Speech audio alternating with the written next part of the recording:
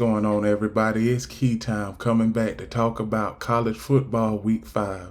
It was a bunch of upsets in week 5 this week, but most of all, I want to talk about USC and Colorado. USC, they offense is great, but their defense is non existent, and that's why I gave Colorado a chance to win this game.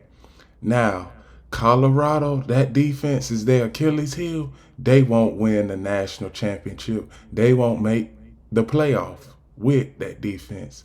All throughout the offseason, Lincoln Riley talking about, oh, we going to improve this defense. The defense for USC is going to be near the top of the league. It is non existent. It's one of the worst in college football. And when you go back in history, has the Pac-12 ever been known for defense? No. The only defense in the Pac-12 was the Nebraska Cornhuskers back in the 1980s. Since then, it ain't been no defense. You got to outscore everybody in that league in order to win a game. Now, I seen Ole Miss beat LSU. That wasn't surprising to me because LSU is up and down. Ole Miss, they have one of the top 3, if not the top 2 offenses in college football. Now, Ole Miss, they ranking have increased and LSU has decreased. They almost out of the top 25. And another thing, Tennessee, oh Tennessee. Nobody was surprised that you beat up on South Carolina. Nobody. Now, Tennessee, they still in the rankings, but they about to drop out of the top 25. You see there? Y'all Tennessee fans, y'all get so high and mighty all over nothing. You haven't had a winning season in 15 years before last season in 15 years. You ain't going to have a winning season this year neither. Now, Alabama, they making strides on that defense. Jalen Milroe, he making strides. That offensive line is protecting Jalen Milroe. And hey, they have a 2-game winning streak now. They even favored in this week's game coming up against Texas A&M. I don't think Texas A&M is gonna win this game, but I'll leave that in my prediction video. Texas A&M, they up and down. They don't know what they gonna do. It's been 6 years in Jimbo Fisher's offense. Jimbo Fisher, he ain't all that. He don't fit the bill for me. And Texas A&M, he is on the same pace as Kevin Sumlin. He's won about the same amount of games as Kevin Sumlin in the same amount of time.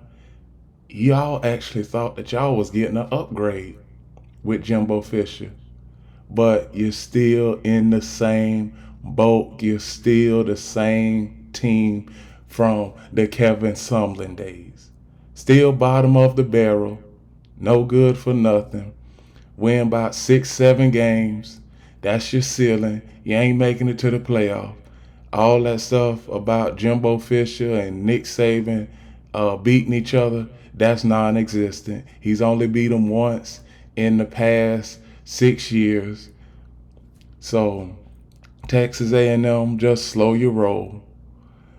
And that quarterback for Texas A&M, he really ain't doing nothing. Texas A&M is up and down with the Clemson Tigers and them trying to come to the SEC. I heard about that. I think Clemson, they should just stay where they at, because if you come to the SEC, you will be in the same boat as Vanderbilt. Good for nothing, nobody's, bottom of the barrel. Hey, you haven't been irrelevant since Deshaun Watson and Trevor Lawrence, Dabo Swinney. Clemson ain't going nowhere. They ain't gonna have a winning season this year. Caleb Klubnik, He ain't fitting the bill. FSU gonna win the ACC. If not FSU, Duke is gonna win the ACC. But the Clemson Tigers, I don't want to hear nothing else about them for the rest of the season because they ain't going nowhere. They ain't going nowhere. The next team I want to talk about is the Georgia Bulldogs. Is Georgia really that dominant this year as to last year and the year before? I don't think so. I think that they are going to lose at least one game. It may be against Ole Miss or Tennessee, but they gonna lose a game because Carson Beck, he really doesn't fit the bill. Only thing, the last couple years he's only had mop up duty. Mop up duty. Now, that running game, it's great. I seen Ladd McConkey in the Auburn game. Brock Bowers mainly it's just a two-man show in Georgia in Athens.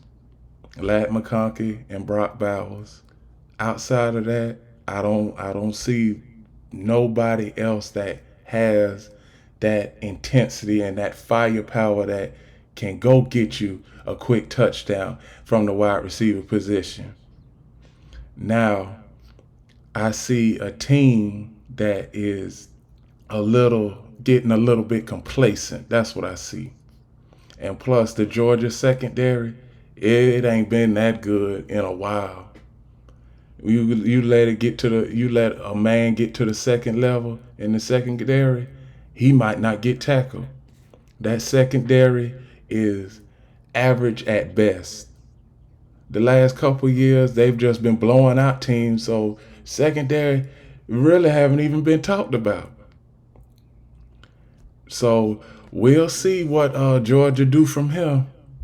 And that is my reaction video to college football week 5. Please like, comment, share, subscribe, and remember the key is always on time.